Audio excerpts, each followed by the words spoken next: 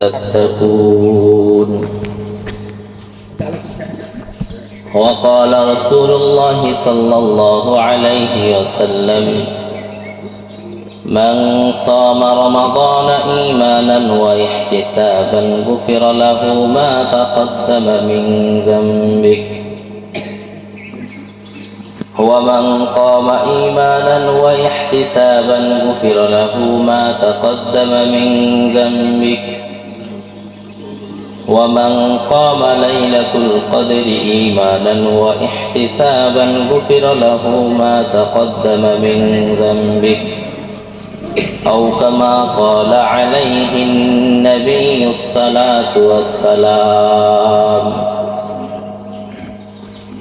وقال الله تبارك وتعالى: شهر رمضان الذي أنزل فيه القرآن هدى للناس وبينات من الهدى والفرقان، فمن شهد منكم الشهر فليصم، ومن كان مريضا أو على سفر فعدة من أيام أخر. صدق الله ومولانا العظيم، وصدق رسوله النبي الكريم، ونحن على ذلك لمن الشاهدين والشاكرين والذاكرين، والحمد لله رب العالمين. سبحانك لا علم لنا إلا ما علمتنا إنك أنت العليم الحكيم. قال رب اشرح لي صدري ويسر لي أمري واحلل عقدة من لساني يفقهوا قولي. اللهم صل على روح محمد في الأرواح، وعلى جسد محمد في الأجساد، وعلى قلب محمد في القلوب، وعلى قبر محمد في القبور. الحمد لله। মহান রব্বুল ইজ্জাতের আলিশান দরবারে লাখ কোটি শুকর ও সুজুদ, যে মহান রব্বুল ইজ্জত একটি মাস সিয়াম সাধনা করার পরে পবিত্র ঈদ উল ফিতরের নামাজ আদায়ের লক্ষ্যে ঈদগাহে সমবেত হওয়ার তৌফিক এনায়েত করেছেন। সেই সঙ্গে সঙ্গে কোরআন ও হাদিসের আলোকে দ্বীনি কিছু কথা বলবার জন্য, আপনাদেরকে শুনবার জন্য তৌফিক এনায়েত করেছেন। এজন্য মহান রব্বুল ইজ্জাতের আলিশান দরবারে কালিমাতুশ শুকর আদায় করি। সকলে বলছি আলহামদুলিল্লাহ।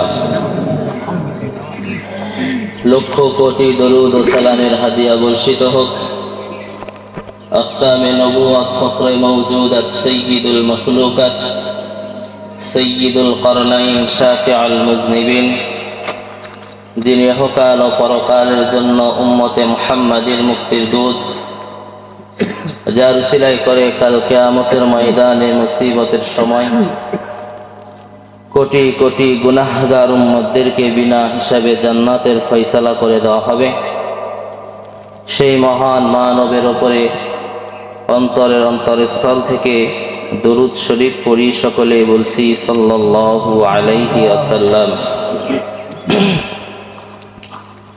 আল্লাহ পাক পবিত্র কোরআনুল কারীমের ভিতরে ইরশাদ করেন: ইয়া আইয়ুহাল্লাযীনা আমানু কুতিবা আলাইকুমুস সিয়াম কামা কুতিবা আলাল্লাযীনা মিন ক্বাবলিকুম লাআল্লাকুম তাত্তাকুন। আয়াত দ্বারা আল্লাহ তাআলা বলেন, হে আমার ঈমানদার বান্দাগণ, ইয়া আইয়ুহাল্লাযীনা আমানু, যারা আমার উপরে ঈমান এনেছো, এক আল্লাহকে বিশ্বাস করেছো, আল্লাহর উপরে ঈমান এনেছো, যারা ঈমান এনেছে আল্লাহ তাআলা বিশেষ করে খাস করে তাদেরকে ডাক দিয়ে বলতেছেন, ইয়া আইয়ুহাল্লাযীনা আমানু, হে আমার ঈমানদার বান্দাগণ।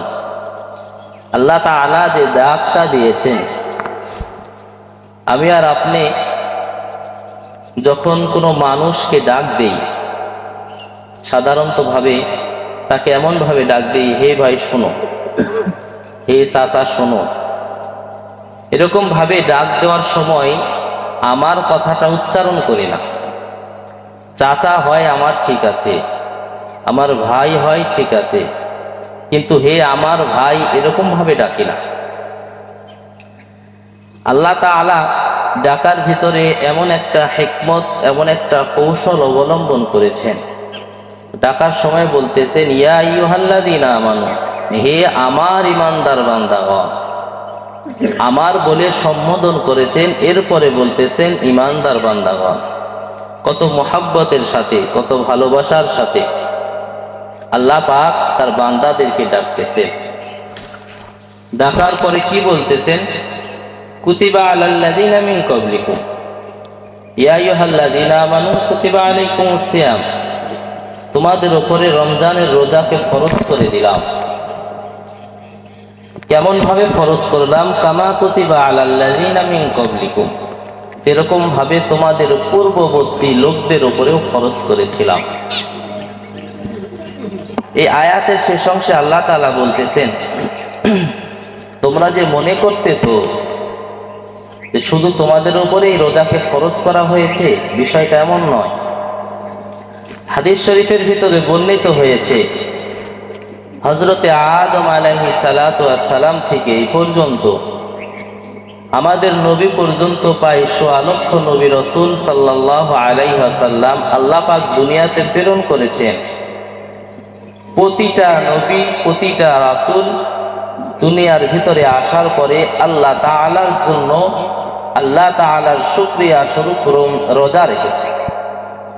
রোজাটা শুধু আমাদের উপরেই হঠাৎ করে ফরজ করে দেওয়া হয়েছে এমন নয়। আল্লাহ পাক বলতেছেন, কামা কুতিবা আলাল্লাযীনা মিন ক্বাবলিকুম, যেমন ভাবে তোমাদের পূর্ববর্তী লোকদের উপরে রোজা ফরজ করা হয়েছিল, তোমাদের উপরেও এরকম ভাবে রোজা ফরজ করে দেওয়া হয়েছে। কামা কুতিবা আলাল্লাযীনা মিন ক্বাবলিকুম, রোজা যে তোমরা রাখবা, রোজা রাখার পরে কি ফায়দা তোমাদের হবে। এমনিতে একটা মানুষ একটা মাস না খেয়ে পার করবে না, এর পিছনে কোনো শর্ত থাকতে হবে। এমনি কোনো মানুষ তো কোনো কাজ করতে পারে না। আল্লাহ পাক এর ফায়দাও বলতেছেন, কামা কুতিবা আলাল্লাযীনা মিন ক্বাবলিকুম লাআল্লাকুম তাত্তাকুন, তোমরা যদি রমজান মাসে রোজা রাখো, সিয়াম পালন করো, লাআল্লাকুম তাত্তাকুন, আল্লাহ তাআলা তোমাদের তাকওয়া ওয়ালা, পরহেজগার ওয়ালা বান্দা হিসেবে কবুল করে নেবে। তাকওয়া আর পরহেজগারি কি? তাকওয়া আর পরহেজগারি এক কথায় যদি বলতে চাই, তাহলে এটাকে বলা হয় খোদা ভীরু, আল্লাহ ভীরু, আল্লাহর ভয় ভিতরে আসা। আল্লাহর ভয়টা কি? আল্লাহর ভয় যদি ভিতরে আসে তাহলে আমাদের ফায়দা কি?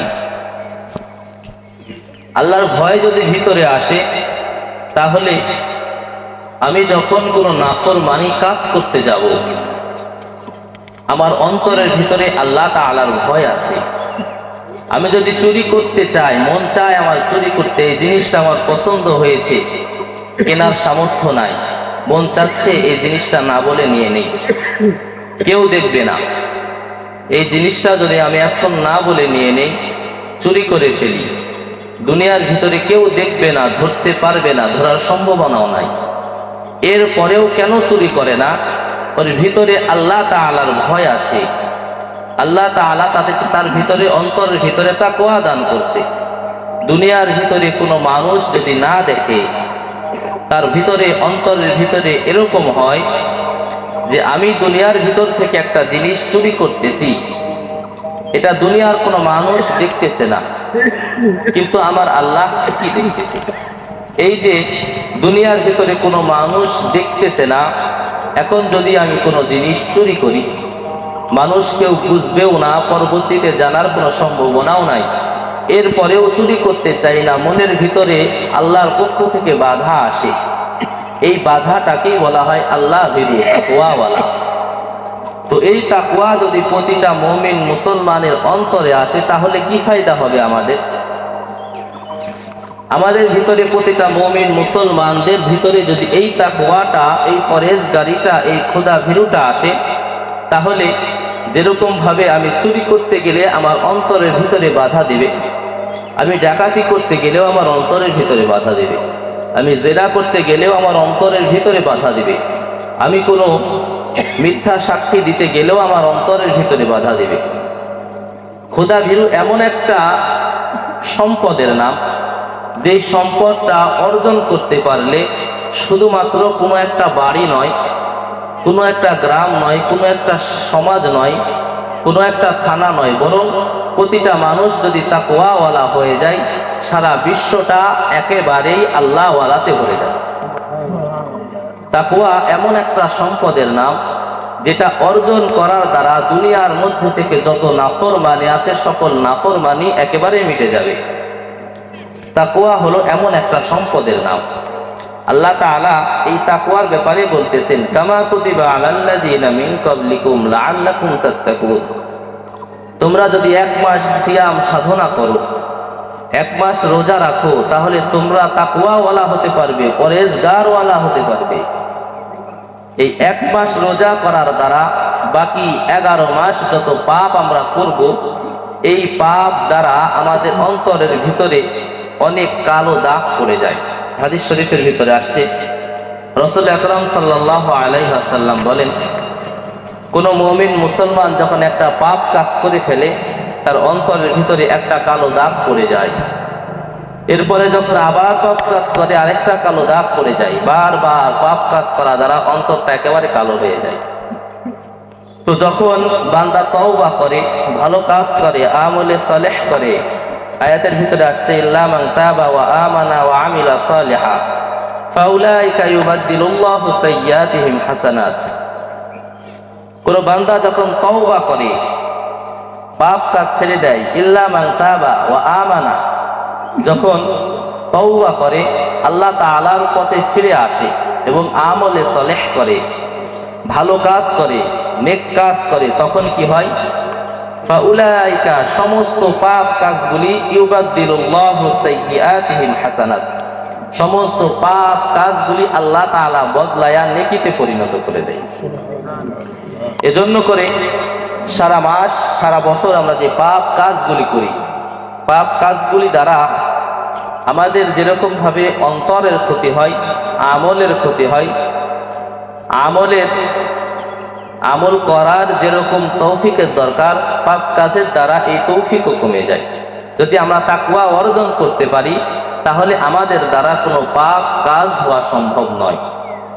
আমরা 1 মাস সিয়াম সাধনা করেছি, এর দ্বারা কতটুকু তাকওয়া অর্জন করতে পারছি এটা দেখা যাবে আজকে থেকে।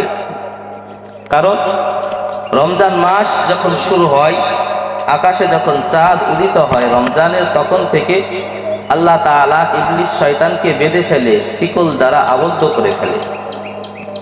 রমজানের একটা মাস কোন শয়তান কোন মানুষকে এরকম ভাবে মিথ্যা প্রলোভন দেখাইতে পারে না, কোন ষড়যন্ত্র করতে পারে না। আবার রমজান মাস যখন শেষ হয়ে যায়, শাওয়ালের চাঁদ যখন আকাশে উদিত হয়, তখন শয়তানকে আল্লাহ তাআলা আবার মুক্ত করে দেয়। আবার আগের ন্যায় মানুষকে এরকম ভাবে মিথ্যা প্রলোভন দেখায়, খারাপ কাজ করার ইচ্ছা পোষণ করায়, অন্তরের ভিতরে নানান রকম খারাপ কাজের উদ্বুদ্ধ করে।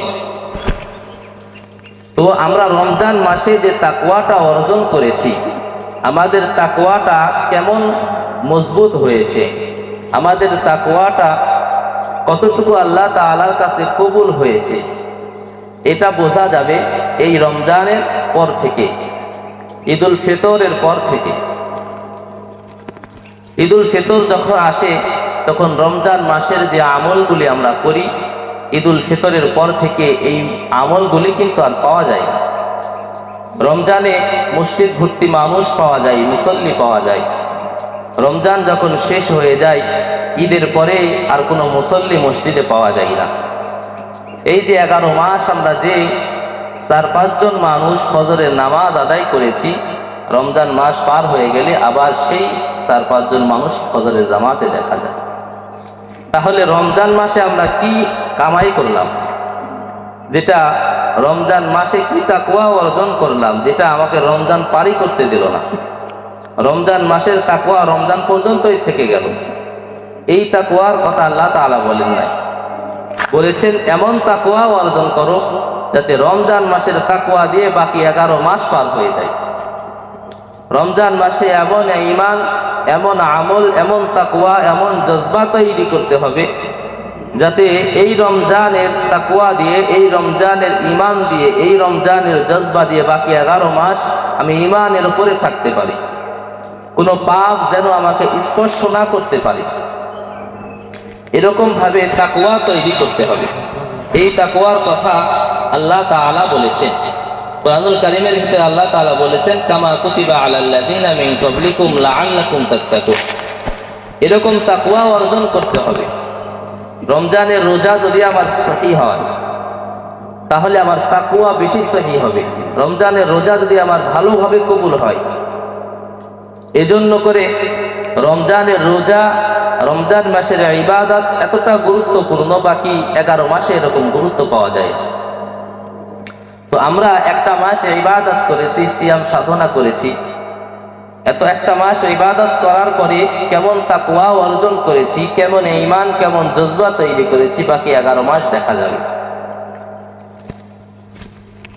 রমজান মাসে ইবাদতের ব্যাপারে রাসূল আরবি সাল্লাল্লাহু আলাইহি ওয়াসাল্লাম ঘোষণা করেন যে সমস্ত বান্দারা রমজান মাসে ইবাদত করেছে, সিয়াম পালন করেছে, তারাবির নামাজ আদায় করেছে, শেষ দশকে লাইলাতুল কদর তালাশ করেছে, এদের ব্যাপারে হাদিস শরীফের ভিতরে রাসূল আরবি সাল্লাল্লাহু আলাইহি ওয়াসাল্লাম বলেন মান সামা রমাদানা ঈমানান ওয়া ইহতিসাবান গুফিরা লাহু মা তাকদ্দামা মিন যামবি।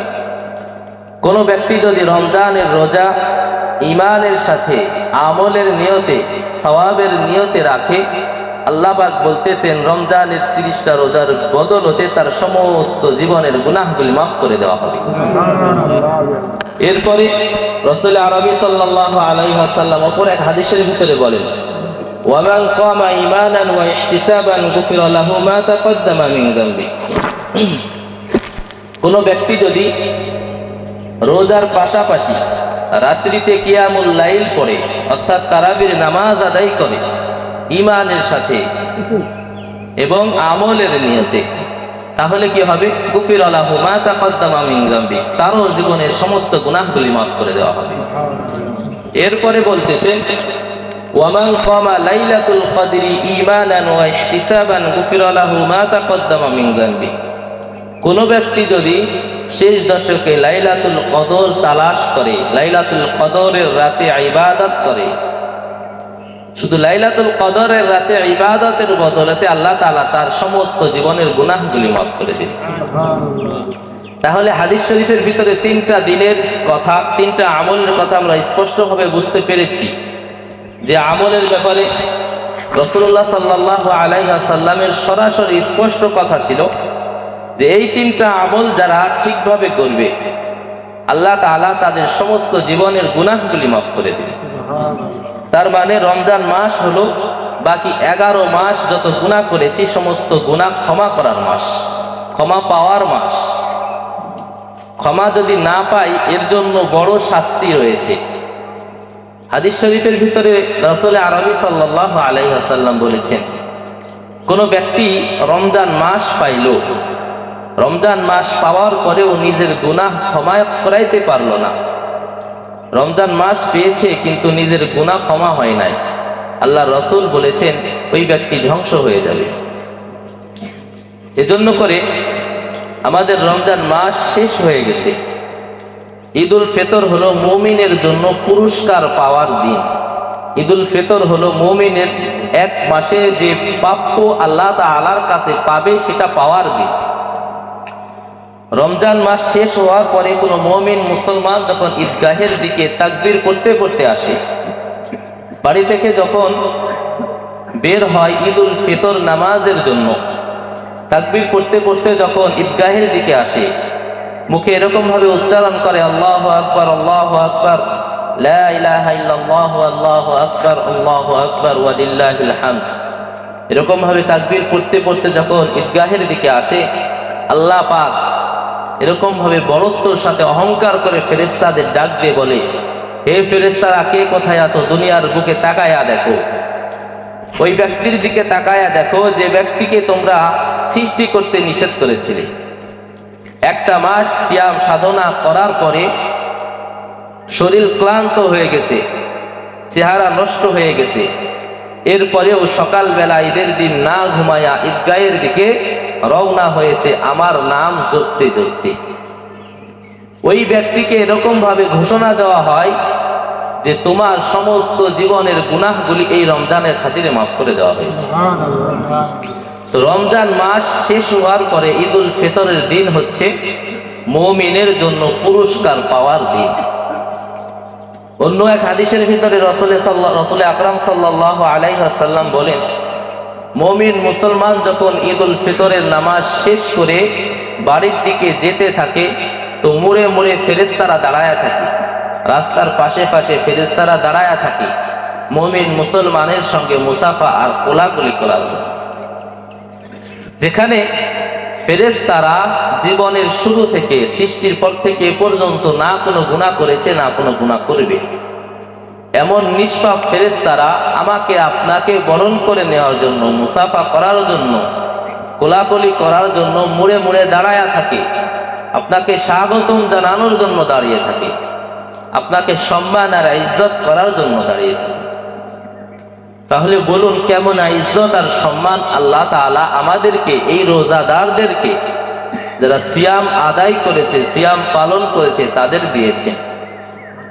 আমাদের দাম যদি আমরা না বুঝি তাহলে আমলের ভিতরে, ইলমের ভিতরে বরকত আসবে না। আল্লাহ তাআলা আমাদের কত দামি করেছে, যেখানে ফেরেশতাদের কোনো গুনাহ নাই, তাদের সৃষ্টির পর থেকে এই পর্যন্ত কোনো গুনাহ হয় নাই, সামনে হবে এটারও কোনো সম্ভাবনা নাই। আল্লাহ পাক একেবারে পবিত্র রেখে দিয়েছেন। এমন ফেরেশতারা আমাকে আপনার জন্য মুড়ে মুড়ে দাঁড়িয়ে থাকে আপনাকে স্বাগতম জানানোর জন্য। তাহলে বলুন, আমাকে আর আপনাকে আল্লাহ তাআলা কেমন ইজ্জত আর সম্মান দান করেছে। এই সম্মান আর ইজ্জতের কারণ আল্লাহ তাআলার ইবাদত করা, আল্লাহ তাআলার গোলামি করা। এই গোলামি যদি আমি আর আপনি ছেড়ে দেই, আল্লাহ তাআলা যেরকম ভাবে আমাদেরকে ইজ্জত দিয়েছেন ঠিক তার বিপরীত ভাবে বেইজ্জত করতে পারে। এজন্য করে আমরা যারা রমজান মাসে ইবাদত করেছি, সিয়াম পালন করেছি, নামাজ আদায় করেছি, তারাবির সালাত পড়েছি, অন্যান্য আমলগুলি করেছি, রমজান যাওয়ার পর এগুলো ছেড়ে দিলে আমার সম্মান আর ইজ্জত কিন্তু থাকবে না। আল্লাহ তাআলা আমাদেরকে সম্মান আর ইজ্জত দিয়েছেন, ততক্ষণ পর্যন্ত দিবেন যতক্ষণ পর্যন্ত আমরা আল্লাহ তাআলার গোলামি করব। আল্লাহ তাআলার গোলামি ছেড়ে দেব তো আল্লাহ তাআলা আমাদেরকে আবার বেইজ্জতি করবে। এজন্য করে মেরি ভাই ও দোস্ত বুজুর্গ, সব সময় একটা কথা খেয়াল করতে হবে যে আমরা যত ইবাদতই করি, 5 ওয়াক্ত নামাজ যদি না পড়ি, কোনো ইবাদতই কিন্তু কাজে আসবে না। 5 ওয়াক্ত নামাজ এমন একটা ইবাদত, কিয়ামতের ময়দানে সর্বপ্রথম আপনাকে প্রশ্ন করা হবে আপনার ফরজ নামাজের ব্যাপারে। যে ব্যক্তি ফরজ নামাজের হিসাব দিতে পারবে, বাকি সব আমলের হিসাব তিনি দিতে পারবেন।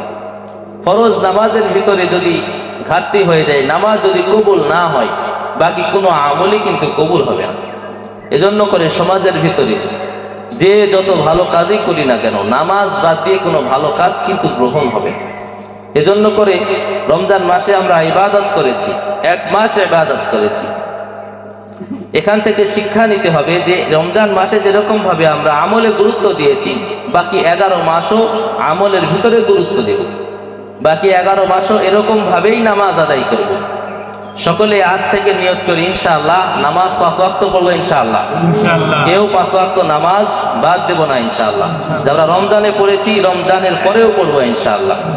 আল্লাহ পাক আমাদের সকলকে রমজানের মতো করে 12টি মাস এরকম ভাবে আমল করা, 5 ওয়াক্ত নামাজ জামাতের সঙ্গে পড়া, আল্লাহ পাক সকলকে তৌফিক দান করুন। সকলে বলে আল্লাহুম্মা আমিন। আর একটা কথা না বললেই নয়, ঈদ মানে আনন্দ, ঈদ মানেই খুশি। আল্লাহ তাআলা আমাদেরকে খুশি করেছেন ঈদ দিয়ে। এবং শরীয়ত সম্মত এরকমভাবে আনন্দ উল্লাসও করতে বলা হয়েছে। তার মানে এই নয় আল্লাহ পাক আনন্দ করতে বলেছেন তাই বলে পাপ কাজের ভিতরে, হারাম কাজের ভিতরে জড়াই গেলে হবে। যতটুকু আমাদেরকে আনন্দ করতে বলেছেন হালাল পন্থায় ততটুকু করতে হবে। এমন কোনো কাজ সমাজের ভিতরে করব না যে কাজ দ্বারা আমার গুনাহ হয়, অপর এক ভাইয়ের গুনাহ হয়, সমাজের ক্ষতি হয়। বিশেষ করে যুবক ভাইদের অনুরোধ করা যেটা, যে ঈদ আসলেই আনন্দ করার জন্য বক্স বাজাই, অন্যান্য গান বাজাই উচ্চ সুরে। দেখেন, আমরা যদি কোনো গান নিজে শুনি, নিজে শোনার দ্বারা শুধু নিজের গুনাহ হয়, বাকি আপনার সাউন্ড দ্বারা যত মানুষ শুনবে তারা চায় নাই যে ওই সময় গান শুনবে, কিন্তু আপনি তাদের গান শুনিয়েছেন, বাকি সকলের গুনাহ আপনার। এজন্য করে ঈদ মানে আনন্দ। আল্লাহ তাআলা আমাদেরকে আনন্দ করতে বলেছেন, তবে হারাম পন্থায় নয়, বরং হালাল পন্থায়। যতটুকু শরীয়ত সম্মত হয়, যতটুকু শরীয়ত আমাদের উপরে হালাল করেছে, ততটুকু আমাদের জন্য ঈদের আনন্দ করা, উৎসব করা যায়, ততটুকুই করব। আল্লাহ পাক আমাদের সকলকে কথাগুলির উপরে আমল করার তৌফিক দান করুন।